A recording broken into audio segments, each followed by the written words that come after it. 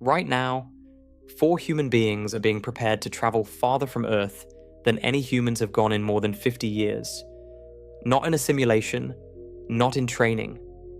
In an actual spacecraft, on an actual trajectory that will carry them around the moon and back, and there is one specific moment in that journey. A window roughly 25 minutes long, when every signal between those 4 people and every engineer, flight surgeon, and flight director on Earth will go silent. You will not feel that silence. You are sitting here, on the ground, and the room around you is ordinary. But somewhere in the architecture of that mission, that silence is already planned for. It is already mapped. The engineers have already calculated exactly when it begins, exactly when it ends, and exactly what the spacecraft has to do while no one on Earth can reach it. This is confirmed. This is not a what if. This is a documented, scheduled, engineered fact about what it means to go around the moon in 2024 and beyond. The silence is called loss of signal. The moment the crew emerges from behind the moon is called acquisition of signal. And what happens in between, what the spacecraft does, what the crew does, what mission control does, and what is physically, technically, and humanly at stake, is the subject of everything that follows. If this is the kind of investigation you find yourself wanting to follow all the way to the end, subscribe now. The investigation begins here. There are things that are easy to say about deep space missions and things that are genuinely hard to absorb. The distance to the moon is one of the genuinely hard ones. People say 384,400 kilometers as if that number means something. It does not mean something. Not by itself. Here is a translation that might help. If you drove a car at motorway speed, 100 kilometers per hour, without stopping, without sleeping, without ever turning around, it would take you 4.5 months to reach the moon.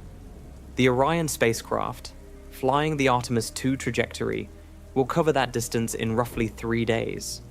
That gives you some sense of the speed. It does not give you much sense of the distance because the human brain was not built to hold distances like that. What the brain can hold is this. Once the spacecraft passes behind the moon itself becomes a wall 2,000 kilometers across and 3,000 kilometers thick, and no signal, no radio wave, no laser pulse, no transmission of any kind passes through rock. Artemis II is the first crewed mission of the Artemis program. The crew is 4 people: Reed Wiseman, NASA astronaut, commander; Victor Glover, NASA astronaut, pilot; Christina Koch, NASA astronaut, mission specialist; and Jeremy Hansen, Canadian Space Agency astronaut, mission specialist. 2 men and 2 women, 1 Canadian, 3 Americans. Between them, they represent the first crewed deep space mission since Apollo 17 in December 1972. That was 52 years ago. The people who flew Apollo 17 are in their 80s now. The people who designed the systems those astronauts used are mostly gone. The systems Artemis II will use are different. The Orion spacecraft is not Apollo. The Space Launch System rocket that will carry it into orbit is not a Saturn V. The mission architecture, the trajectory, the life support systems, the communication protocols, all of it has been rebuilt from the ground up, incorporating 50 years of learning, 50 years of failure analysis, 50 years of accumulated understanding about what space does to hardware and to human bodies. And still, behind the moon, the radio waves stop. That has not changed. The physics of it was the same in 1968, when Frank Borman, Jim Lovell, and Bill Anders went around the moon on Apollo 8. It was the same in 1972. It will be the same in 2025 or whenever Artemis II launches. The moon blocks the signal. That is permanent. What changes is everything surrounding that fact. To understand why the loss of signal window matters as much as it does, you need to understand what mission control is during a crewed spaceflight. not what it looks like. You have seen the pictures, the rows of consoles, the large screens on the front wall, the people with headsets and coffee cups. That is the image. What mission control actually is, functionally, is a continuous closed loop of information. Every second of a crewed mission, data is flowing from the spacecraft to the ground. Telemetry. That word covers an enormous range of things. It covers the pressure in each cabin compartment, the temperature of each thruster, the oxygen partial pressure in the atmosphere the crew is breathing, the flow rate of coolant through the thermal control loops, the electrical current drawn by every major system, the state of every valve, every switch, every relay, the trajectory, position and velocity, updated continuously, so that the flight dynamics officers on the ground can verify at any moment that the spacecraft is where it should be, going the direction it should be going, at the speed it needs to be to complete the next planned maneuver. All of that stops behind the moon, not degrades, not slows down, stops. Zero telemetry, zero voice communication, zero data uplink or downlink. The spacecraft goes behind the moon and, from the perspective of everyone at Johnson Space Center in Houston, it simply ceases to exist as a monitored, trackable, reachable object. 25 minutes. That is approximately how long the Artemis II crew will be in loss of signal during the lunar flyby. 25 minutes during which 4 human beings in a spacecraft 384,000 kilometers from Earth will be entirely, completely, unreachably on their own. Now sit with that for a moment. Not the number. The experience of it. On the ground, in mission control, the flight director will watch the signal indicator. They will know the exact predicted time of loss of signal. It will have been computed to the second by the trajectory team. And the signal will drop at that predicted second, or within a few seconds of it, and then the screens will show only the last received values, frozen, and the voice loops will be quiet, and there will be nothing to do but wait. On the spacecraft, it is different. The crew will know it is coming. They will have trained for it extensively. They will likely mark it, probably casually, because astronauts are trained to be casual about things that would terrify most people. And then they will continue whatever they are doing, which during that phase of the mission is likely to include monitoring spacecraft systems, communicating with each other, eating, and possibly sleeping in rotation. The loss of signal does not require any specific crew action. It is expected. The spacecraft was designed to operate autonomously through it, but autonomously is a word that carries weight here. Let us look at what it actually means. The Orion spacecraft has what is called a caution and warning system. Actually, every crewed spacecraft does. The concept is simple. The vehicle monitors itself, and when something goes outside a defined acceptable range, it alerts the crew. But in the context of behind the moon, the caution and warning system becomes the only voice in the room. There is no flight surgeon watching heart rate trends. There is no environmental control and life support specialist watching the CO2 scrubber performance. There is no guidance officer watching the thruster performance. There is only the spacecraft and the crew. This is not actually unusual for short durations. Crewed spacecraft have always needed autonomous capability. The question is how much, and for how long, and with what consequence if something goes wrong. 25 minutes is not a long time. It is shorter than most episodes of television. But in spacecraft operations, 25 minutes is long enough for a great many things to go wrong in ways that require intervention. A rapid decompression, a fire, a toxic atmosphere, a thruster failure that puts the spacecraft into an unplanned attitude, a critical software fault, a crew medical emergency. None of these are likely. All of them are planned for. The emergency procedures the Artemis II crew has trained for are designed to be executable without ground support. This is a fundamental principle of human spaceflight that goes back to Mercury, Gemini, and Apollo. The crew must be able to respond to any credible emergency without real-time guidance from the ground. But Artemis 2 takes this principle and applies it in a context that Mercury and Gemini never faced, and that Apollo only faced briefly. The context of being genuinely unreachable, with no possibility of a response, no possibility of clarification, no possibility of someone on the ground saying yes, do that, or no, wait. The crew of Artemis 2 will make every decision behind the moon on their own. This is not a gap in the mission design. It is the mission design. Let us talk about what the spacecraft itself will be doing during those 25 minutes. Because the spacecraft has tasks to perform, not just systems to maintain. The Artemis 2 trajectory, called a free return trajectory, is specifically designed so that the moon's gravity bends the spacecraft's path around the moon and sends it back toward Earth without requiring a large engine burn. This is one of the lessons of Apollo. A free return trajectory means that even if the main engine fails, even if no propulsion is available, the spacecraft will still return to Earth. Gravity does the work, but the free return is not completely passive. Orion has to maintain a specific attitude, a specific orientation in space, so that its heat shield, its thrusters, and its solar panels are all pointed in the right directions at the right times. Attitude control is continuous. The spacecraft uses reaction control system thrusters, small rocket engines arranged around the vehicle to hold its orientation against the small but persistent forces that push and rotate a spacecraft in flight. Thermal management requires specific attitudes too. The Orion capsule has a thermal control system, but it still needs to manage how much of its surface is exposed to the sun and how much is in shadow.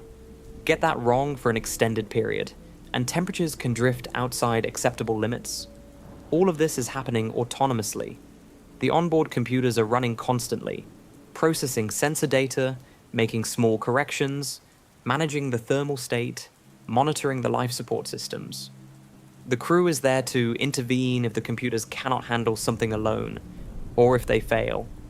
The computers are there to handle everything the crew cannot monitor continuously. It is a partnership, and behind the moon, that partnership operates without any external input. Here is what the trajectory looks like, in numbers. Translated. The closest approach to the lunar surface on the Artemis 2 flyby is approximately 8,900 kilometers. That is close enough that the moon fills a significant portion of the window. The surface is not an abstraction from that distance. The crew will see it. The craters, the mountains, the stark terminator line where sunlight ends and shadow begins. The far side of the moon, the side no human eye has ever seen from that close, will be directly below the spacecraft during part of the loss of signal window. The crew will be the only people who see it in real time. The most isolated human beings in the solar system, passing over terrain that has never been observed from that range. The Hasselblad cameras on Orion will be running. The imagery will be stored on board. It will not be transmitted during loss of signal, because there is no signal to transmit it through. The pictures of the far side of the moon that the Artemis 2 crew takes during those 25 minutes will be recovered only after acquisition of signal, when the spacecraft emerges from behind the moon and the downlink resumes. That means there will be a period, brief but real, when the images exist on the spacecraft's storage and nowhere else in the universe. 4 people and a spacecraft behind the moon, carrying pictures of the far side that no one else has seen. Let us be specific about the timeline, because the precision of it matters.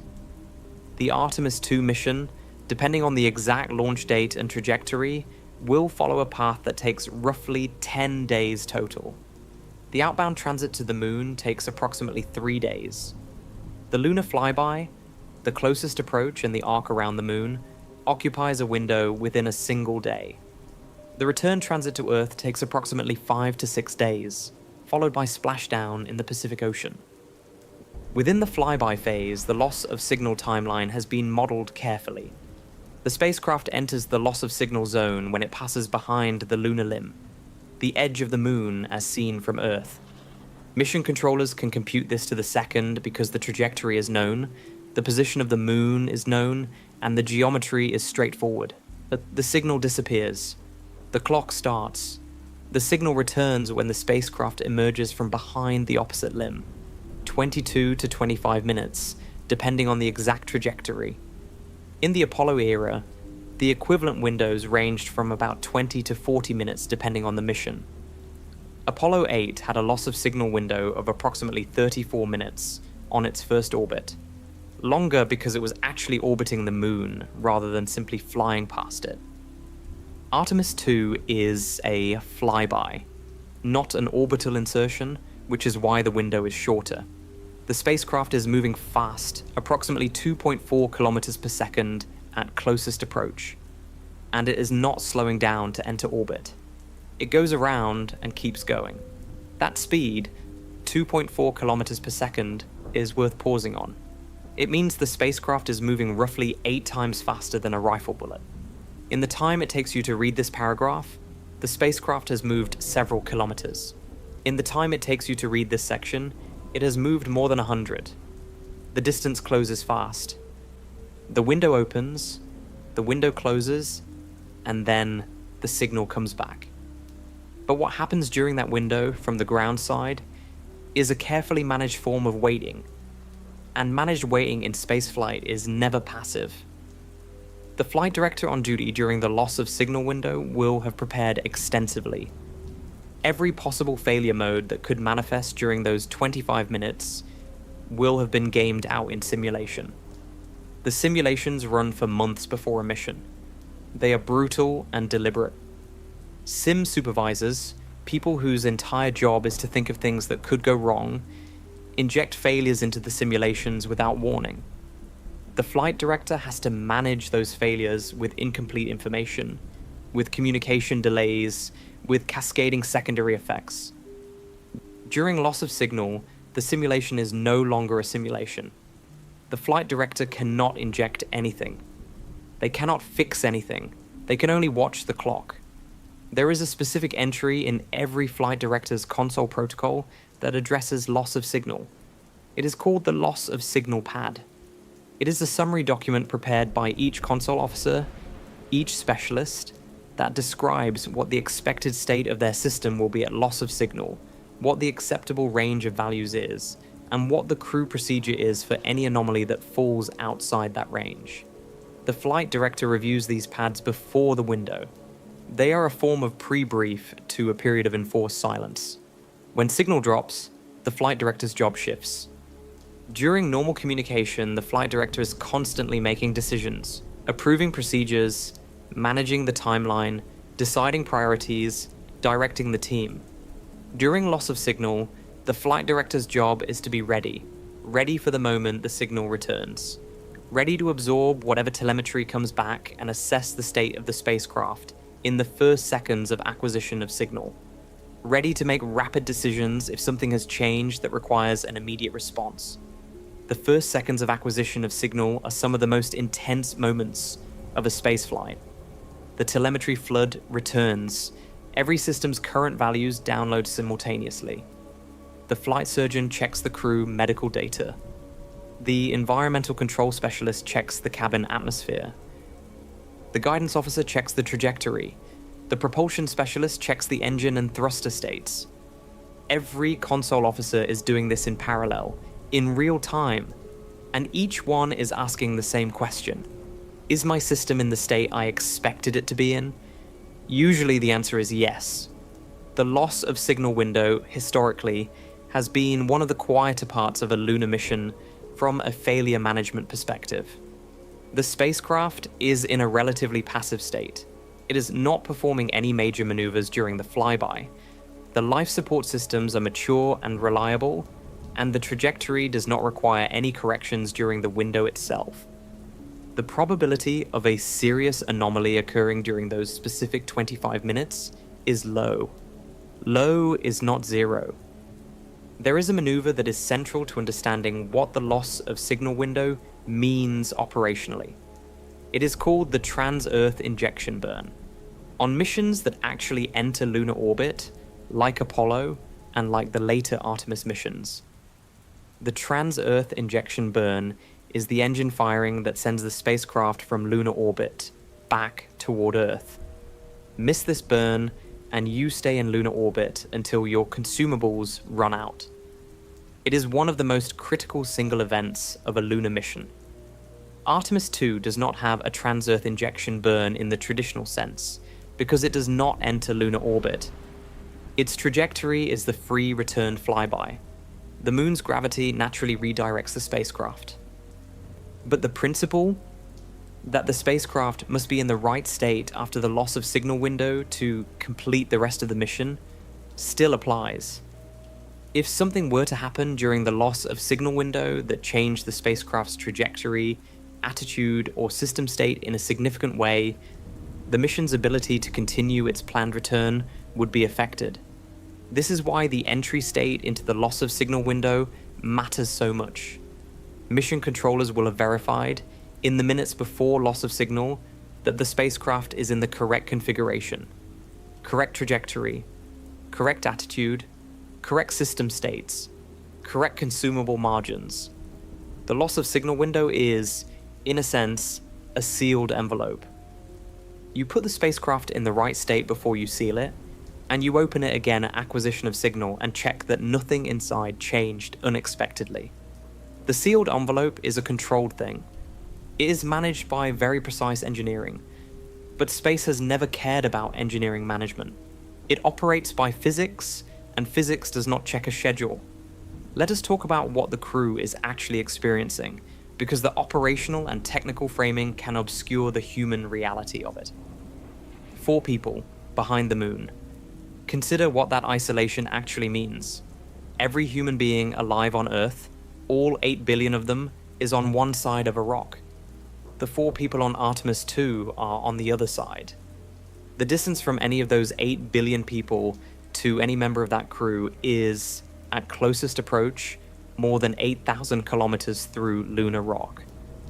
No one has ever been that alone, in that specific sense, except for the Apollo crews who orbited the moon, and even then the window lasted 34 minutes at most. Not months, not years. A brief window of absolute isolation. Reed Wiseman has been to the International Space Station. He knows what long-duration spaceflight feels like. He knows what it is to live in a small pressurized volume for months. But the International Space Station is 250 miles above the surface of the Earth. A radio signal takes a quarter of a second to get there.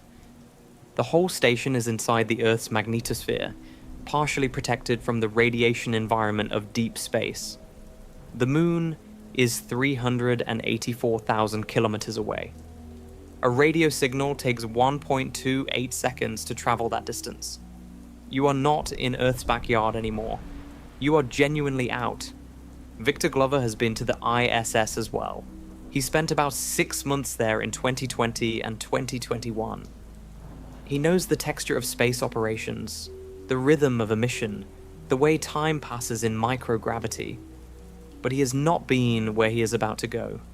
No one alive has been where he is about to go, except for 12 men who are all now in their late 70s, 80s, or early 90s, or are gone.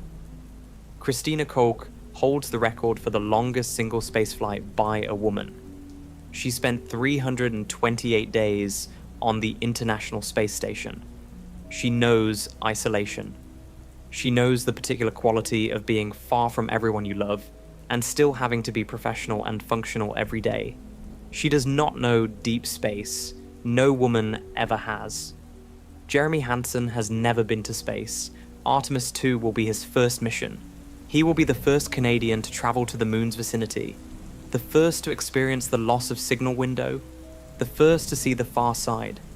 He will do all of this on his first spaceflight. This is not a failure of planning. This is the nature of how astronaut crews are composed. You do not always get to go to orbit first before you go around the moon. Sometimes the mission is the mission.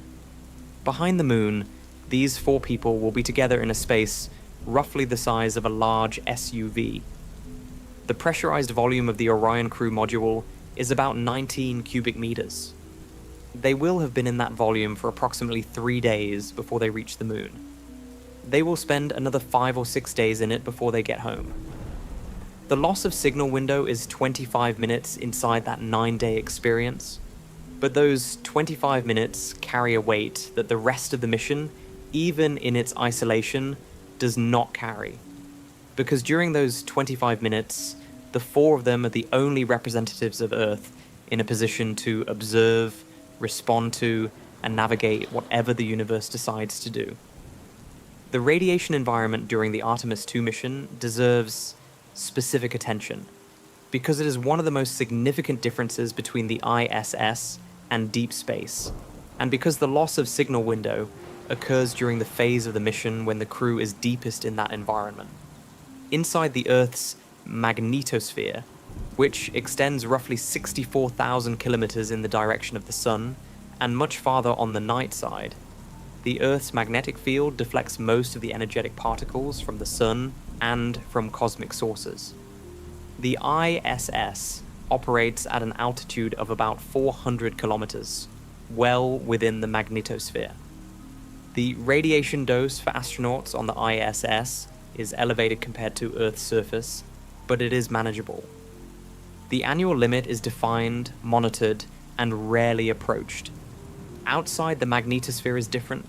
At lunar distance, the crew is in open interplanetary space. There is no magnetic shield. The solar wind, which is a stream of energetic particles from the Sun, arrives at nearly full intensity. More significantly, solar energetic particle events. Sudden eruptions of high-energy protons from solar flares and coronal mass ejections can occur without much warning. A major solar energetic particle event can deliver a significant radiation dose in a matter of hours. The Orion spacecraft has a designated storm shelter. It is not a separate room. The spacecraft is too small for that. It is a configuration, a specific arrangement of the crew inside the vehicle, positioned behind the densest available shielding, with additional water bags arranged around them. Water is an excellent radiation shield because of its hydrogen content. The crew would gather in this configuration and wait for the event to pass. This is relevant to the loss of signal window, because if a solar energetic particle event began during that window, the crew would need to identify it, make the decision to shelter, execute the shelter configuration, and manage it entirely without ground consultation. The instruments on Orion can detect particle flux. The crew has trained on the shelter procedure, but the decision to interrupt whatever they are doing, reconfigure the spacecraft, and shelter would be theirs alone. After acquisition of signal, Mission Control would receive the data showing the event, assess the crew's received dose, and advise. But the initial response would be completed before anyone on Earth knew it had started. This is not unique to the loss of signal window. It is true of any fast-developing emergency in deep space, where the communication delay, even outside the loss of signal window, means that a crew may need to respond to something before ground advice could be provided, even in principle. The delay from Earth to Moon is only 1.28 seconds, which is negligible. But the delay from recognizing an event, transmitting it to the ground, receiving it, analyzing it, formulating a response, transmitting the response, and having the crew receive it can easily be 5 to 15 minutes, even in normal communication. Behind the Moon, that process cannot begin at all until acquisition of signal. The radiation monitoring data the crew collects during the window will be among the most scientifically valuable data returned by the mission, not only for Artemis II, but for planning future missions that will spend more time at lunar distance and beyond. The specific technology that makes the Artemis II loss of signal window observable, or rather observable from the outside, from the perspective of engineers who will watch the timer count down, is the S-band communication system. Orion communicates with Earth primarily through a unified S-band system, a radio frequency band centered around 2.2 gigahertz that has been used for crewed spaceflight communication since the Apollo era. The signals travel at the speed of light. which sounds fast until you remember that at lunar distance, even the speed of light takes 1.28 seconds each way. You say something. 1.28 seconds later, it arrives at the moon. They respond. 1.28 seconds later, their response arrives at Earth. The round-trip communication time is 2.56 seconds. That is close enough to instantaneous for most conversational purposes. Mission controllers describe it as a slightly annoying delay. You wait a beat before responding, but it does not prevent a real-time conversation. But that 1.28 second delay is not the problem. The problem is the moon itself. The moon does not care about communication delays. It blocks signals the way any solid body blocks signals, completely and without negotiation. The S-band frequencies used by Orion cannot diffract around the moon. They cannot penetrate it. They cannot travel through the lunar interior and emerge on the other side. The moon is, for purposes of radio communication, an opaque wall, not a thin wall, not a partial wall. A wall 3,474 kilometers in diameter, composed mostly of silicate rock and metal oxides, extending from one side to the other with no gap, no path, no alternative route. The physics of this is simple. The physics of the consequences is more complicated. Because what it means, operationally, is that the Orion spacecraft will be managing 4 human lives, and a highly complex machine without any of the monitoring infrastructure that modern spaceflight has come to depend on, for a window that the crew cannot shorten, cannot end early, and cannot communicate their way out of. The window is determined entirely by orbital mechanics. It starts when the geometry says it starts. It ends when the geometry says it ends. This is different from a communication anomaly. A communication anomaly, a software fault in the communication system, a hardware failure in a transponder, a temporary outage in a tracking station, is an unplanned interruption that the team works to fix. Loss of signal behind the moon is a scheduled, expected, unavoidable consequence of going where the mission goes. It is not an anomaly. It is the mission. Mission planners call this a known unknown. The loss of signal is known. Its duration is known, within a margin. What happens during it is not fully known, and cannot be, because the universe does not pre-brief mission controllers. What can be known is managed and planned for. What cannot be known is accepted. And the systems and the crew are prepared to respond to whatever the unknown produces. In the history of crewed spaceflight, known unknowns have been managed with varying degrees of success. The Apollo program had several. Some of them, the stuck landing gear light on Apollo 11, that made Armstrong and Aldrin wonder if the gear had actually deployed, the oxygen tank failure on Apollo 13, turned out to require significant improvisation to survive. Others passed without incident. The ratio of incidents to missions across the entire Apollo program, including all the test flights and the uncrewed missions, is roughly what you would expect from an operation at the absolute frontier of human capability in the 1960s and 1970s. Some things went wrong. The ones that went catastrophically wrong, Apollo 1, which killed Gus Grissom, Ed White, and Roger Chaffee in a launch pad fire in 1967, did so not during flight, but during a routine ground test, which underscores the deeply non-intuitive nature of where risk actually concentrates in spaceflight.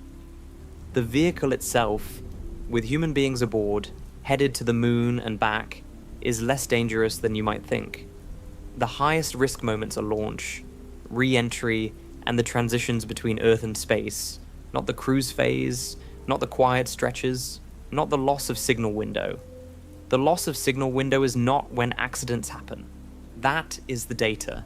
That is the record. No crewed mission has ever been lost during a loss of signal window behind the moon. The track record is clean. The track record is also limited. 12 missions went around or to the moon. That is a small sample. Statistical confidence in a failure rate of 0 is not the same as certainty of 0. The assessment is that the risk is low. The engineering reasons for that assessment are solid. But low is not zero, and the people who fly know the difference, and they go anyway. There is a specific tool the crew will use to navigate the loss of signal window, and it is worth understanding because it represents an approach to autonomy that NASA has been developing for decades. It is called the Onboard Data and Voice System, combined with a carefully structured set of cue cards and onboard procedures. Cue cards are not glamorous. They are laminated sheets of paper or equivalent electronic displays, showing condensed procedures for specific scenarios. But in high-stress situations, in a spacecraft with no external guidance, a well-designed cue card is the difference between a managed emergency and a cascading failure.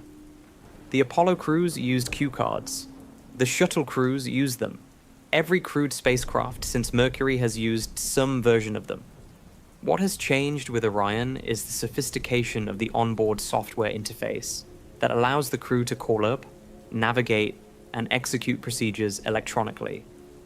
The Orion has a multifunction electronic display system, essentially tablet computers integrated into the vehicle's design, that gives the crew access to thousands of pages of procedures, schematics, and reference data. They do not need ground support to find a procedure. They need ground support to deal with unusual cases, edge conditions, novel failures. The standard procedures they can execute entirely from the vehicle's own systems. This represents a philosophical evolution in human spaceflight. In the Apollo era, mission control was, in many ways, the real pilot of the mission. The crew executed. The ground decided. There were notable exceptions, Apollo 13 being the most famous, where the crew and ground had to improvise together under pressure. But the general model was ground-directed. With Artemis, the model is different. The vehicle is designed for crew autonomy. The procedures are designed to be crew executable. The training emphasizes judgment and independent decision-making more than execution of ground-given instructions. This shift is not accidental. It reflects a recognition that as missions go farther from Earth, as the communication delays to Mars or an asteroid make real-time ground guidance physically impossible, the crew has to be the decision-making authority. The moon is close enough that real-time communication is possible most of the time, but it is far enough that the loss of signal window exists, and the loss of signal window is, in a sense, a test. A structured demonstration that the crew, the spacecraft, and the procedures are capable of operating without ground support for a defined period. If Artemis goes to the moon regularly, and if later Artemis missions put people on the lunar surface, those surface crews will face loss of signal regularly. If a future mission goes to Mars, the communication delay will be up to 24 minutes each way. Loss of signal every day, functionally. The 25-minute window behind the moon is practice for something much longer. There is a moment, and this is confirmed. This has happened on every lunar mission since Apollo 8, and it will happen on Artemis 2. When the acquisition of signal comes in and the mission controller watching the clock hears the first sound. Sometimes it is a carrier wave. Sometimes it is the crew's voice, already in the middle of a sentence, because from the crew's perspective, the silence simply ended when the geometry changed. They were talking to each other, and then, at a specific second, Earth could hear them again. On Apollo 8, when Frank Borman's crew emerged from behind the moon on Christmas Eve 1968, the first words received at mission control were Borman's voice saying, "We are burning." They were performing a maneuver. They had been doing it. They came out from behind the moon already in the middle of what they were doing, because they did not stop when Earth lost track of them. They kept going. This will be true of Artemis 2 as well. The crew will not stop doing things because the signal dropped. They will continue eating, monitoring systems, observing the moon, managing the spacecraft, and then at a specific second, Houston will hear them again, and whatever they are in the middle of will be heard mid-sentence, and the flight surgeon will begin checking biosignatures, and the guidance officer will begin comparing the trajectory to the expected values, and everything will flow at once. The moment of acquisition of signal on a lunar mission is, in a sense, a birth. The spacecraft reappears. It exists again in the monitored world. And then the data floods in and the analysis begins. And within about 30 seconds, mission control will know whether the 25 minutes behind the moon were nominal or not. Nominal means expected, normal. In spaceflight, nominal is the highest compliment a system can receive. Let us go deeper into what the specific technical systems are doing during those 25 minutes. Because the engineering of it is remarkable in ways that are not obvious.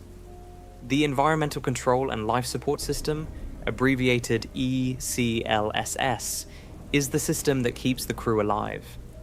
It manages the atmosphere composition, the right balance of oxygen and nitrogen, the right pressure, the right temperature. It scrubs the carbon dioxide that the crew exhales. It manages moisture, preventing condensation that could damage electronics. It processes the water the crew drinks. On the ISS, the ECLSS is a massive distributed system that spans the length of the station. On Orion, it occupies a much smaller volume, optimized for the specific duration and crew size of the mission. During the loss of signal window, the ECLSS continues operating autonomously. The onboard computers monitor the atmosphere composition and adjust oxygen and nitrogen flows as needed. The CO2 scrubber, which uses a lithium hydroxide-based system on Orion, runs continuously. The crew monitors key parameters on the displays, but the system does not require active crew operation in nominal conditions. It runs itself. What the crew would be watching during a nominal loss of signal window is the trend data. Not the instantaneous values, those are fine, but the directions they are moving. Is CO2 slightly elevated? Is the temperature creeping toward a limit? The crew is trained to recognize trends that indicate a system moving toward a problem before the problem becomes an emergency. This is called off-nominal monitoring, and it is a skill that takes years to develop. The guidance, navigation, and control system is also running autonomously. The onboard inertial measurement units, gyroscopes and accelerometers that measure the spacecraft's rotation and velocity, update the onboard state vector continuously. The state vector is the spacecraft's best estimate of its own position and velocity. The flight software uses this to maintain attitude control, firing small thrusters to hold the spacecraft's orientation. Throughout the loss of signal window, the GNC system is operating exactly as it does when communication is present. It does not know the signal is gone. It does not care. It is executing its programmed functions. What changes at acquisition of signal is that the ground can update the state vector based on tracking data. The ground's knowledge of the spacecraft's actual position, derived from radio tracking, the Doppler shift in the signal as it moves toward or away from Earth, is generally more accurate than the onboard inertial navigation alone, which accumulates small errors over time. After the loss of signal window, when communication is re-established, the flight dynamics team will send an updated state vector to the spacecraft, correcting any accumulated error. This is a standard procedure, done multiple times during a mission. The propulsion system is in a standby state during the loss of signal window. The main engine, the Orbital Maneuvering System engine on Orion, derived from the Space Shuttle's Orbital Maneuvering System, is not being used during the flyby. The reaction control system thrusters are being used for attitude control, as described. The propellant remaining in the tanks is being monitored by onboard sensors. None of this requires active crew interaction unless an anomaly develops. The power system is managing the solar arrays. Orion's 4 solar arrays, connected to the service module, which is provided by the European Space Agency, track the sun, rotating to maintain optimal illumination. Battery capacity backs up the solar arrays for periods when the arrays are shadowed, though during the flyby the geometry generally keeps the arrays in sunlight. Behind the moon, as the spacecraft passes through the moon's shadow briefly, which may or may not occur depending on the geometry, The batteries would handle the load, and the arrays would resume their tracking as sunlight returned. Every one of these systems has a failure mode, and every failure mode has been considered, analyzed, and has a corresponding crew procedure. What the loss of signal window means is that every one of those procedures, if triggered, will be executed by the crew alone, without real-time support, with no ability to ask a specialist for advice, with no second opinion available from the ground. They have been trained for this. Training is not the same as experiencing it, but training is what there is. The specific maneuver that the Artemis II crew will perform closest in time to the loss of signal window is worth understanding in detail, because it involves the largest engine on the spacecraft, and it is the defining event of the trajectory. Before the lunar flyby, as the spacecraft approaches the moon, there is an option for a trajectory correction maneuver. These small burns, performed with the reaction control system thrusters rather than the main engine, are routine course corrections that ensure the spacecraft is on the exact planned path. The navigation team tracks the actual trajectory against the planned trajectory and computes whether a correction is needed. If the errors are small enough, no burn is required. If they accumulate, a small burn is made to bring the spacecraft back onto the nominal path. These corrections are performed before the loss of signal window. The spacecraft entering the window should be on the correct trajectory. What it should not need, and what will not be planned during the window, is any significant propulsive maneuver. The free return trajectory does its job through gravity, not through engines, and the engines are quiescent during the loss of signal phase. After the window, as the spacecraft emerges from behind the moon and begins its return transit to Earth, there is a post-flyby assessment period. The navigation team will immediately begin computing the post-flyby trajectory, comparing the actual position and velocity from the first tracking data after acquisition of signal to the planned values. If there are small discrepancies, which there almost always are at some level because no trajectory is executed perfectly, the flight dynamics officers will compute a small correction burn and recommend it to the flight director. This burn, called a Trajectory Correction Maneuver 2, is the first significant crew action after the window closes. The crew will receive the parameters from the ground, verify them against their own onboard calculations, and execute the burn. It is a collaborative moment, the first time in 25 minutes that the ground and the crew are making a decision together. And it is a concrete verification that everything is working, that communication is solid, and that the spacecraft is where it needs to be. The burn is usually small, tens of meters per second of velocity change at most, often less. The trajectory is generally close to nominal after the flyby, because the moon's gravity field is well characterized, and the approach trajectory was planned with high precision. But the burn matters not just as a correction, but as a resumption. After the silence of the window, the first burn with ground concurrence is the moment the mission restores its full operational rhythm. One specific detail about the Orion spacecraft's design philosophy is worth dwelling on, because it speaks to what the loss of signal window means from a human factors perspective. The spacecraft was designed with crew situational awareness as a central principle. The displays show the crew not just the instantaneous values of key parameters, but the trends, the direction and rate of change of each quantity over the past minutes or hours. This is deliberately different from the Apollo approach, where the crew read meters and dials showing instantaneous values and had to mentally compare what they saw now to what they remembered from 5 minutes ago. The trend data matters behind the moon because it allows the crew to anticipate problems rather than react to them. A CO2 scrubber that is trending toward reduced efficiency will show that trend before it crosses a limit, giving the crew time to take action.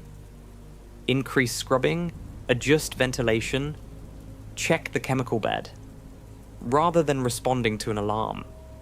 A temperature that is creeping upward will show the trend before it reaches a warning threshold. The crew can intervene earlier with less urgency, with more options available. This approach to human factors, designing systems that give the crew more information about what is about to happen rather than just what is currently happening, is one of the most significant advances in spacecraft design over the Apollo era. The Apollo crews were expert at reading their systems, but they were working with instruments designed by engineers in the 1960s who were operating at the edge of what electronics could do. The Orion's displays have the benefit of 50 years of human factors research, of digital computing power that would have been incomprehensible to the Apollo engineers, and of a specific design process that incorporated feedback from astronauts and flight controllers through years of development. Behind the moon, those displays are the crew's primary window into the health of everything. They carry more information, more clearly organized, more actionable than anything the Apollo crews had access to.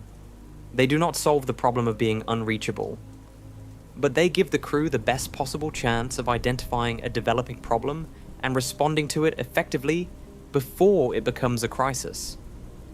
The medical dimension of the loss of signal window is the one that draws the least public attention, and may be the most operationally significant. The flight surgeon, a medical doctor who sits at a console in mission control and monitors the crew's physiological status throughout the mission, has a specific job that becomes a waiting job during the window. The biosensors on each crew member, heart rate monitors, respiratory rate sensors, transmit their data through the communication system. When communication stops, the biosensor data stops. The flight surgeon sees the last received values, frozen on the display, and then the timer running. 25 minutes with no physiological data from 4 humans in space is not alarming from a pure probability standpoint. Medical emergencies on the scale of minutes are uncommon in healthy, well-screened, highly fit people who are in a stable spacecraft at normal atmospheric pressure and temperature. But they are not impossible. A cardiac event, a significant decompression sickness event, a traumatic injury from a fall in microgravity, any of these could produce a medical situation that would benefit from rapid ground consultation. The crew has a medical kit. Orion carries a crew medical system that includes medications, diagnostic equipment, and a set of medical protocols that the crew is trained to execute. 2 of the 4 crew members have enhanced medical training, extending beyond the basic emergency medical training that all astronauts receive. They can assess and stabilize most medical emergencies without ground support. The procedures exist in the onboard system and have been rehearsed in simulation. What they cannot do is replicate the judgment of a physician watching the patient in real time. The flight surgeon's role is not just to advise, it is to detect, to notice in the trend data a developing situation before the crew notices it themselves, to correlate multiple data streams, heart rate, respiratory rate, sleep quality, nutritional intake, communication tone and cadence in a way that a trained clinician can do better than a set of automated alarms. To be a second set of experienced medical eyes watching over the crew at all times. Those eyes are closed behind the moon, not maliciously, not negligently, but physically. The geometry of the solar system has temporarily blocked the signal that would carry the data, and the flight surgeon, like the flight director and every other console officer in mission control, will sit with their frozen display and their running timer, and they will wait. The medical data that comes back at acquisition of signal will be immediately analyzed. The biosensor values will resume, and the flight surgeon will compare the acquisition of signal values to the pre-loss of signal values, looking for any discontinuities that suggest something changed during the window. A heart rate that was 60 beats per minute at loss of signal and is 85 at acquisition of signal suggests something happened. It is not diagnostic. Elevated heart rate has many explanations, including simply the excitement of coming around the moon. But it triggers assessment, questioning, attention. The crew will be asked how they feel. The trajectory data will be checked. The system states will be reviewed. Everything will be cross-referenced against everything else. Usually, overwhelmingly usually, the answer will be nominal. The crew is fine. The spacecraft is fine. The 25 minutes behind the moon passed without incident. The flight surgeon will confirm nominal crew health. The flight director will note the acquisition of signal time in the log, and the mission will continue. But the protocol for assessing the first 60 seconds after acquisition of signal was written for the case where the answer is not nominal. It was written assuming that something might have changed. It is thorough because the 25 minutes of blindness make thoroughness necessary. The first women to travel to the moon's vicinity will do so on Artemis II. Christina Koch will cross a line that no woman has crossed, will go farther from Earth than any woman has gone, will be on the far side of the moon when the signal drops. That is not a secondary fact about Artemis II, it is a central fact. The history of spaceflight is marked by the slow expansion of who gets to go, from military test pilots to civilians, from Americans to citizens of dozens of countries, from men to women, and from narrow demographics to broader ones. The expansion is incomplete. There are still categories of exclusion, formal and informal, in who gets to the front of the queue for the most demanding missions. But the direction of change is clear, and it is reflected in the Artemis program's explicit commitment to diversity in its crew selection. The specific choice of Koch and Hansen, a woman who holds the female spaceflight endurance record, and a Canadian astronaut who has never been to space before, reflects a deliberate effort to demonstrate that the moon is not exclusively the territory of a specific country or a specific demographic. What it means for Koch, specifically, to be the furthest woman from Earth in history, to cross that threshold quietly behind the moon with no signal in or out, is something only she can say. But the fact of it is permanent. It cannot be undone.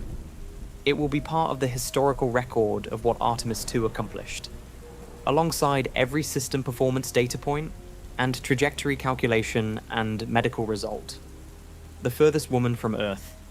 The first Canadian in lunar space.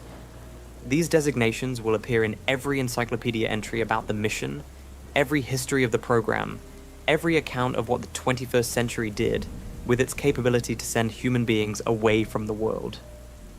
Beyond the purely operational considerations, the loss of signal window has a different quality that is harder to categorize. It is experiential. It is human.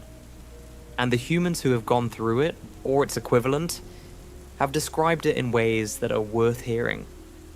Michael Collins orbited the moon alone on Apollo 11 while Armstrong and Aldrin landed on the surface. Collins was not part of the loss of signal window behind the moon in the same way that a flyby crew is. He was in lunar orbit, making repetitive passes behind the moon every 2 hours. His description of the experience in his memoir suggests an isolation that is qualitatively different from anything encountered in normal human experience. He wrote not with dread, but with something closer to clarity. The noise of the world was simply absent, not suppressed, absent. He was the most isolated person in the solar system, and he knew it. And he found it neither frightening nor lonely, in the way one might expect. It was, in his account, simply very quiet and very particular. The Artemis II crew will have 25 minutes of that particularity. Not the extended hours Collins experienced, but the same quality of it, the specific quality of being behind the moon with no signal in or out. The most isolated 4 people in the solar system for those minutes. And then the signal comes back. What they will have done with that time, what they will have observed, what they will have said to each other, what they will have felt, all of it will be known only to them until acquisition of signal. And some of it, perhaps most of it, they will carry privately for the rest of their lives.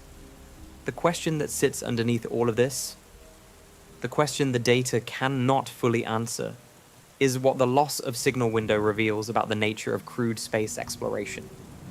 The argument for remote presence, for robotic missions, for unmanned probes, is partly an argument against loss of signal. Robots do not need to breathe. Robots do not need CO2 scrubbers. Robots do not have families who wait by the phone. when a robotic mission loses signal, as Mars rovers and deep space probes regularly do, there is no one to worry about. There is no flight surgeon watching a heart rate. There is only the engineering problem of re-establishing communication, and engineering problems, however hard, are solvable. The argument for crewed missions, which NASA, ESA, JAXA, and other agencies have made consistently and repeatedly, is that human judgment, adaptability, and presence accomplish things that robotic missions cannot. Astronauts on Apollo collected samples that were hand-selected, using geological training and real-time judgment, in ways that no robotic rover has replicated. They noticed things. They deviated from plans when reality looked different from the briefing. They made decisions that turned out to be right in ways that no mission planner could have anticipated, because mission planners could not have known what those specific astronauts would find. That capacity for judgment and adaptation is also precisely what makes the loss of signal window work. An astronaut behind the moon is not waiting to be told what to do. They are doing the thing that needs doing, based on training, judgment, and direct observation, and they will report what they did when the signal comes back. The loss of signal window is not a weakness in the design. It is a demonstration of one of human spaceflight's core assumptions: that trained, capable human beings, given the right tools and the right preparation, can operate in the most isolated and challenging environments in the solar system. That assumption has been tested before. It was tested on Apollo 13, when the crew had to improvise a carbon dioxide scrubber workaround using incompatible equipment. It was tested on Apollo 16, when the crew and ground had to make real-time decisions about whether a partially failed steering system permitted a landing. It was tested on Gemini 8, when Neil Armstrong had to manually override an automated system that was about to kill him and David Scott. Every time, the assumption held. Not because space is easy, but because human beings, in genuinely difficult moments, tend to do remarkable things. The technical preparation for the loss of signal window extends beyond the spacecraft and the crew. It extends to the infrastructure that will observe the window from the outside. NASA has a global network of tracking stations, the Deep Space Network, operated by the Jet Propulsion Laboratory, that maintains communication with spacecraft throughout the solar system. For Artemis II, the primary tracking will use the Near Space Network rather than the Deep Space Network, because the moon is relatively close. Close enough that the high-gain antennas of the Deep Space Network are not required for most of the mission. But the stations that track Artemis II will have pre-computed, to the second, the predicted loss of signal time and the predicted acquisition of signal time. These computations will have been checked, rechecked, and verified against independent trajectory solutions. When the signal drops, the tracking stations do not stop tracking. They continue pointing their antennas at the predicted location of the spacecraft, even though there is no signal to receive. They are ready for the moment the spacecraft emerges.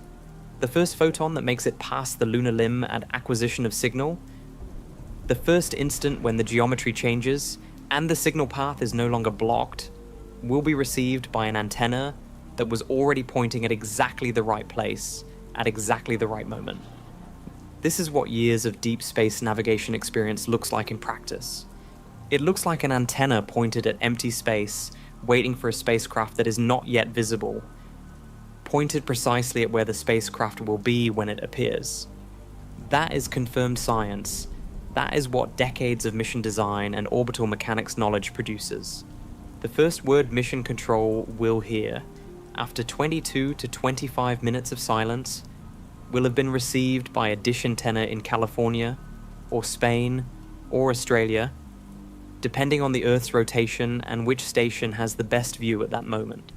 The signal will travel from the spacecraft, past the edge of the moon, across 300,000 kilometers of empty space, to a dish perhaps 65 meters in diameter, and the dish will send it up the chain to mission control, and the flight director will hear it, and the room will change. Here is what preparation looks like when the stakes are that high. Not the absence of risk, but the comprehensive mapping of it. Not the elimination of the unknown, but the reduction of it to something manageable. And then the acceptance, honest and clear, that 22 to 25 minutes remain where managing is not possible, where the spacecraft and the crew are entirely on their own, and where what they do is already determined by everything that came before it. There is a document in the Artemis mission architecture called the risk posture. It is a summary of all known mission risks, their probability and their consequence, signed off by the mission manager. The loss of signal window appears in it. It is assessed as a known condition with well-defined mitigation through crew training and autonomous systems. The probability of a mission-ending anomaly during the window is estimated, and the estimate is very small. Not zero. Small. Everything in spaceflight is like this. The probability of a catastrophic failure on any given crewed launch is small. The probability of a fatal accident during an extravehicular activity is small. The probability of a loss of communication during a critical maneuver is small. The probability that any given mission will result in the loss of the crew is small. These probabilities are real. They are calculated. They are accepted by the people who fly, and by the families of the people who fly, and by the agencies that send them. The acceptance is not reckless. It is informed. It is the same calculation that drove the Mercury astronauts and the Apollo crews, and the shuttle crews and the ISS crews to suit up and board the vehicle, knowing exactly what the numbers said. Reed Wiseman and Victor Glover, and Christina Koch and Jeremy Hansen know what the numbers say. They have read the risk posture documents. They have sat through every simulation in which a system failed behind the moon, and they had to handle it alone. They have thought through what they would do, in what order, with what priorities. They have talked with their families about what it means. They have accepted, in the full knowledge of what they are accepting, that they will go behind the moon, that the signal will stop, and that for 20-some minutes, they will be the only humans in the universe with any ability to affect the outcome. This is not courage as performance. This is not bravery as spectacle. This is the specific, quiet, technical thing that human beings do when they have prepared as thoroughly as possible, and then they sit down in the seat and they go.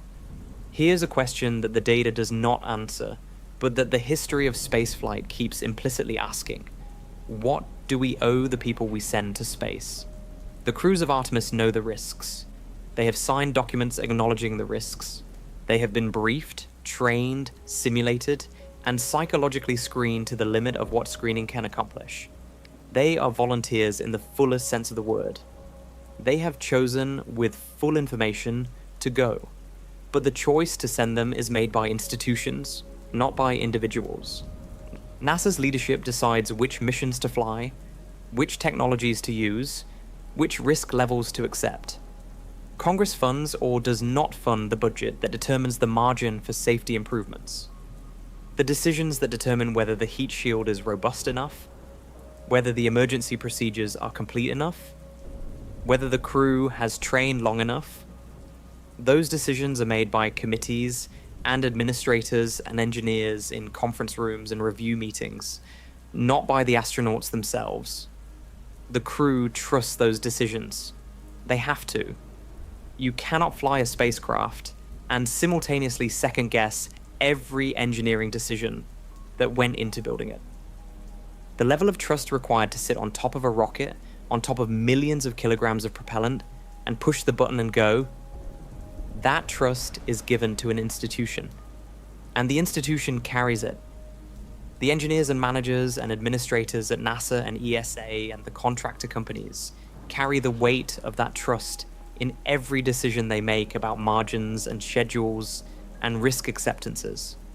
The loss of signal window is a place where that trust is fully extended. The crew goes behind the moon. The ground watches the timer. The crew is on their own. And the full weight of everything that has been done to prepare them, every simulation, every procedure review, every system test, every design choice that prioritized crew safety over schedule or cost is expressed in those 25 minutes. If the preparation was right, nothing will happen that the crew cannot handle. The window will close, the signal will return, and the mission will continue.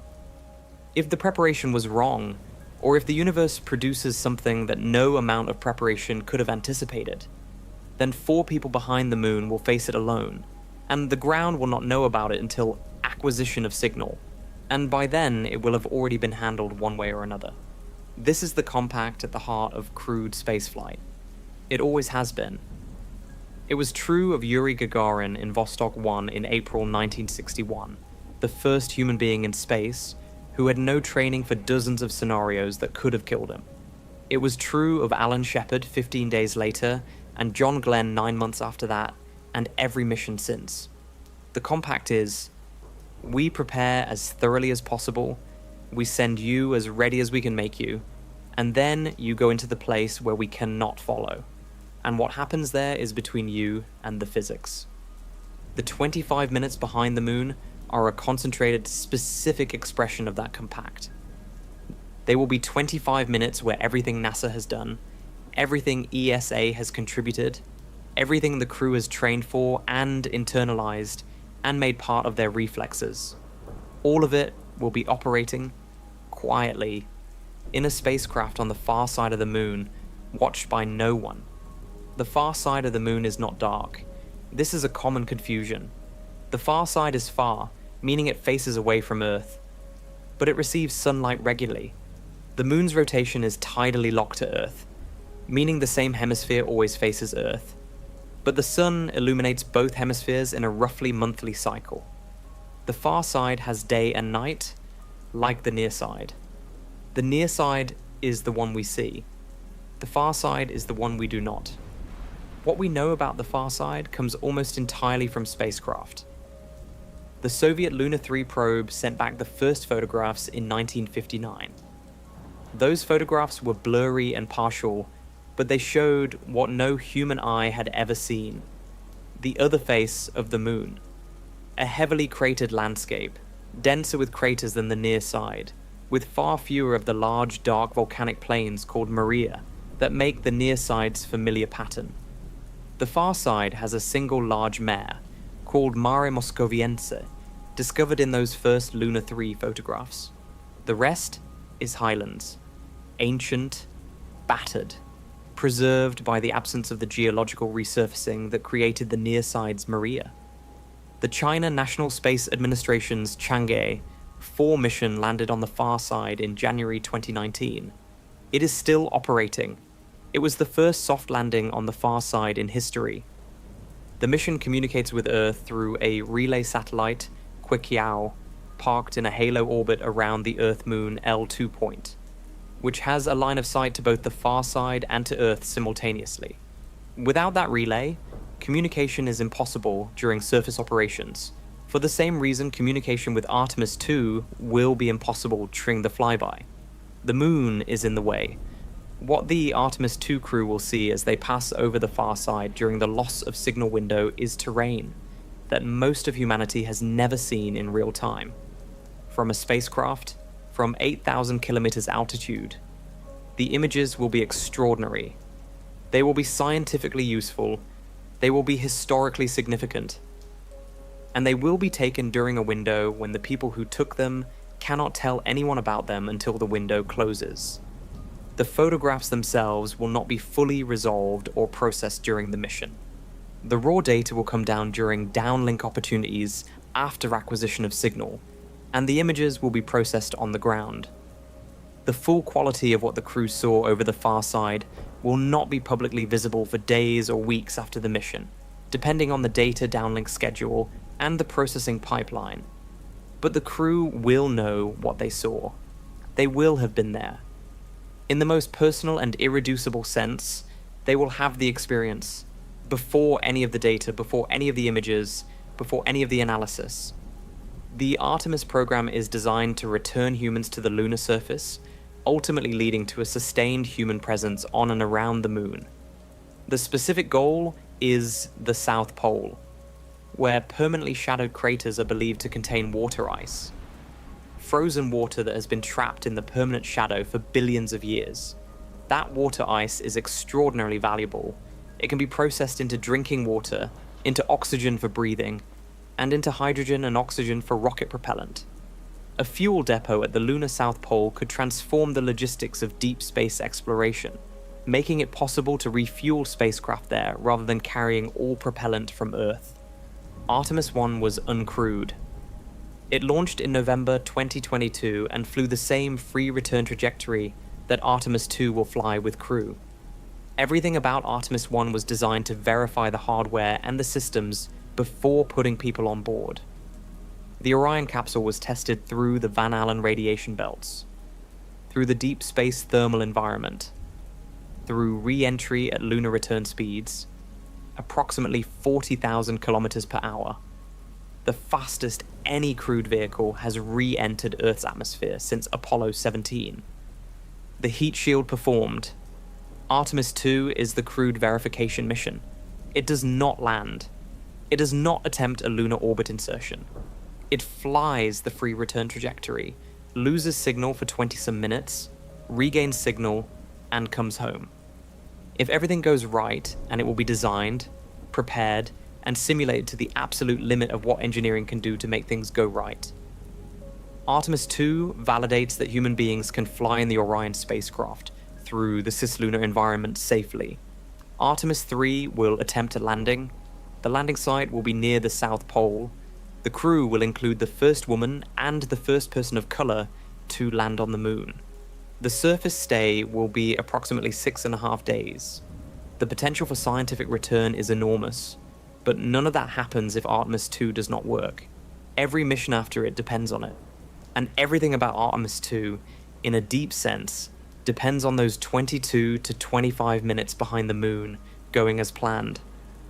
After Artemis 2, the program will continue. Artemis 3, if it proceeds as planned, will carry the first human beings to the lunar surface since December 1972.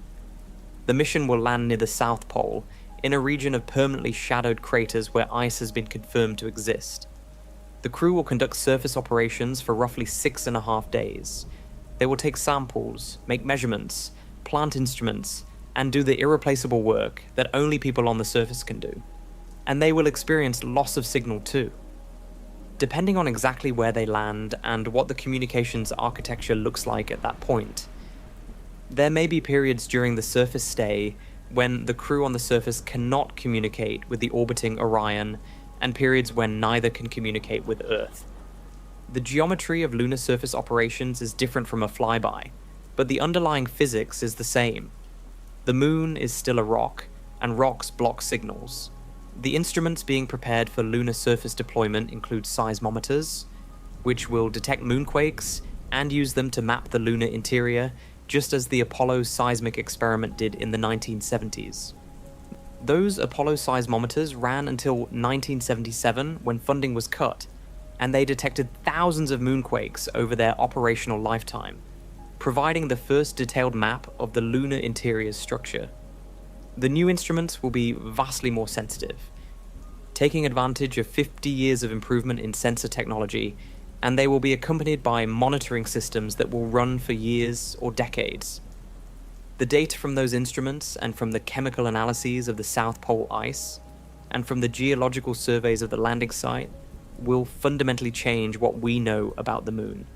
Not incrementally. Fundamentally. The South Pole ice, if it can be confirmed as predominantly water ice and characterized in terms of its depth and extent, will determine whether a permanent human presence at the moon is logistically feasible. If there is enough water to sustain a human base and to fuel departing spacecraft, then the moon becomes not a destination, but a staging point. A place from which the rest of the solar system becomes accessible at far lower cost than launching everything from Earth's deep gravity well. That is the long argument for Artemis. That is the purpose behind the loss of signal window, behind the 25 minutes of silence, behind the careful engineering and the years of training, and the calculation of every risk. Not the moon itself as the final destination, but the moon as the first step towards something larger. What comes after the moon in the Artemis program's explicit goals is Mars. Not immediately and not directly. But the technologies being validated on Artemis 2, the deep space life support systems, the deep space radiation management, the autonomous crew operations, the long duration propulsion, are the same technologies that will need to work on a Mars mission. A crewed mission to Mars, at the closest approach between the two planets, involves a transit time of roughly 7 months each way, with a surface stay of approximately 18 months while waiting for the planetary geometry to allow the return. Total mission duration, roughly 3 years. 3 years. 3 years in deep space, or on the Martian surface with communication delays of up to 24 minutes each way. 3 years in which the crew will have to handle completely and independently any medical emergency, any systems failure, any psychological crisis, any situation that the universe produces. 3 years in which no one on Earth can give real-time guidance, because the round-trip communication time of up to 48 minutes makes real-time guidance physically impossible. The 25 minutes behind the moon on Artemis 2 are a test of the principle that makes a Mars mission possible. If 4 people cannot handle 25 minutes of isolation behind the moon, then no one is going to Mars. But if they can, if they handle whatever the window produces with the competence and judgment that the training was meant to produce, then the argument for a Mars mission has a real data point. A real demonstration in real space on a real mission that human beings can operate autonomously in deep space for a defined period and come back nominal. This is why the loss of signal window matters beyond the mission itself. It is a proving ground. 25 minutes that will be analysed in detail by the researchers and engineers and mission planners who are designing what comes next.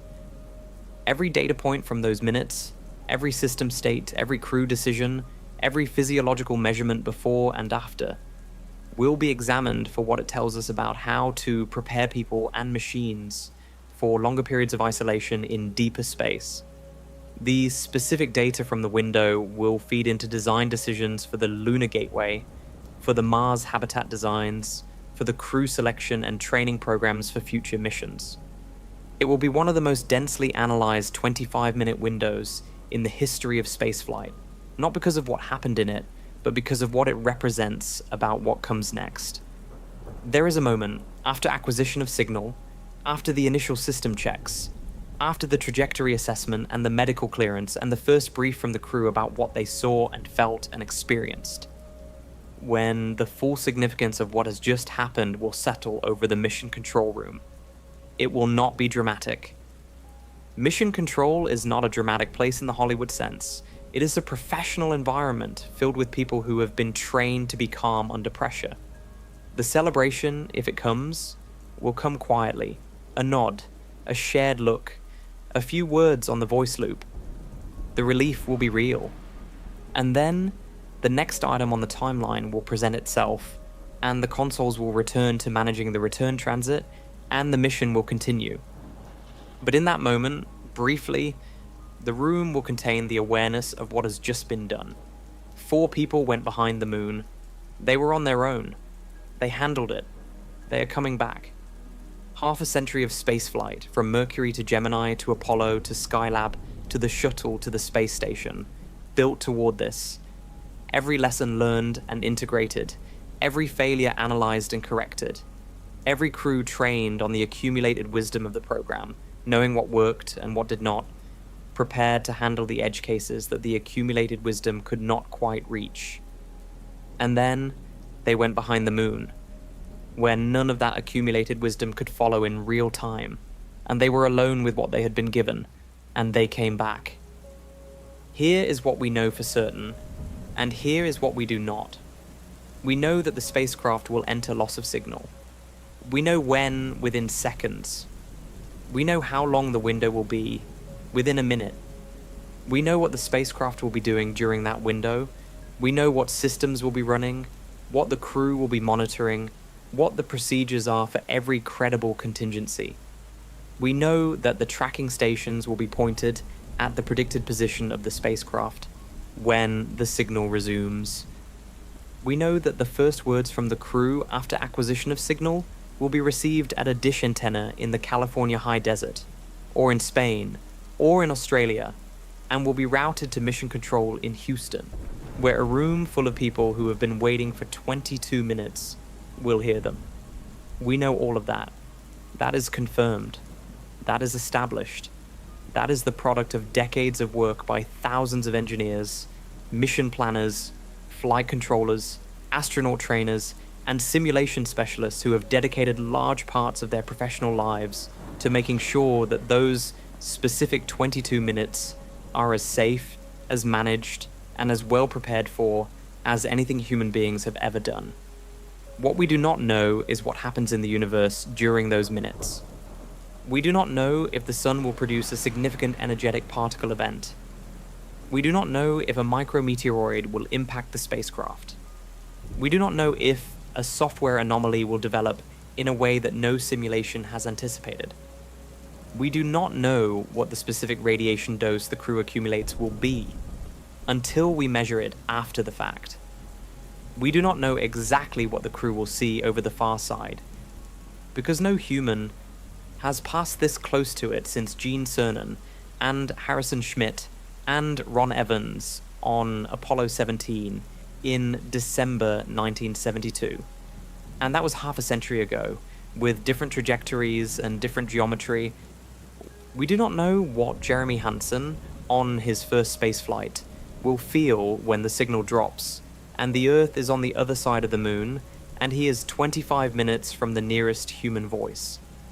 We do not know what Christina Koch will see when she looks out the window and understands, in a way that no previous thought or training or simulation has made real, that she is farther from Earth than any woman has ever been. We do not know these things. We will know some of them when the mission is complete.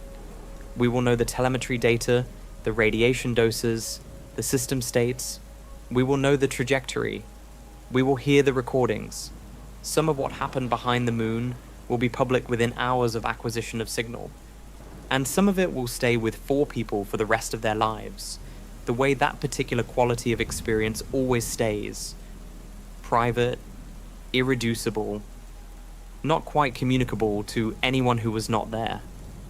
The way that looking at the Earth from the far side of the moon, in silence, with no signal in or out, is a thing that 4 people will know and the rest of the world will only approximate. The instruments being built right now, not just for Artemis II, but for the broader Artemis program, are designed to extend what we know. The Lunar Gateway, a small space station that NASA plans to place in a near rectilinear halo orbit around the moon, will provide a persistent communications node in lunar space. When it is operational, loss of signal windows may be reduced or eliminated for missions that use it as a relay. Surface missions will use the Gateway to maintain contact with Earth even when they are in locations that the Earth cannot see directly. The 25-minute silence that Artemis II will experience may become, for later missions, a shorter silence, or a managed silence, or no silence at all. But Artemis II will experience it fully. It is, in some ways, one of the last great unmitigated silences in crewed exploration. The last time a crew will go behind the moon with no relay, no backup signal path, no partial coverage, and no ability to reach or be reached for 20-some minutes. The Gateway is projected for the late 2020s. The communication satellites that will eventually give full lunar coverage are planned. The technology exists, or is being developed. The silence has a projected end date, but it is not ended yet. For the Artemis II crew on the day of the flyby, the silence will be complete and real. They will go behind the moon. They will be on their own. They will come back. And when they do, when the signal returns, when the tracking dishes capture the first photon that has made it past the lunar limb, when the flight director in Houston hears the first word from the crew, it will be one of the most significant moments in human spaceflight in half a century. Not because of the drama of it, though it will be dramatic, Not because of the danger of it, though the danger is real, because of what it represents. The return of human beings to deep space, to the vicinity of another world, to the edge of what direct communication with Earth permits, to the precise moment where what we know how to do meets what we do not yet know. The spacecraft will come around the moon, the signal will return. 4 people will be on the other side of 25 minutes that no one alive has experienced since Apollo 17, and they will describe what they found, and the world will listen, and some of what they describe will change what we know. The investigation does not end at acquisition of signal. That is, in many ways, where it begins. The re-entry will come at approximately 40,000 kilometers per hour. That is the speed at which a spacecraft returning from lunar distance hits the atmosphere. The heat shield will absorb more energy per unit time than any human-rated heat shield in history, except for the Apollo capsules that came before it. The plasma temperatures around the capsule will exceed those on the surface of the sun. The crew will experience deceleration forces of several G, multiple times Earth's gravity, sustained for minutes. And then the parachutes will deploy.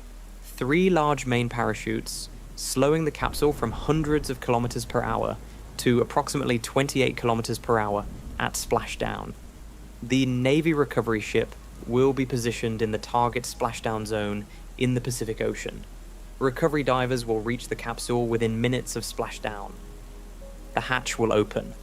4 people will come out of that hatch who went behind the moon. They will be in a rubber raft in the Pacific Ocean. They will have completed a mission that no one has completed in 52 years.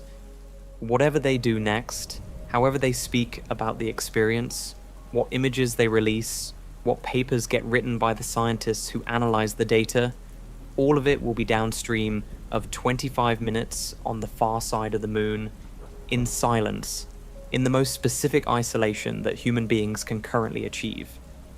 We are, as a species, at the beginning of something. The instruments that will go farther are being built.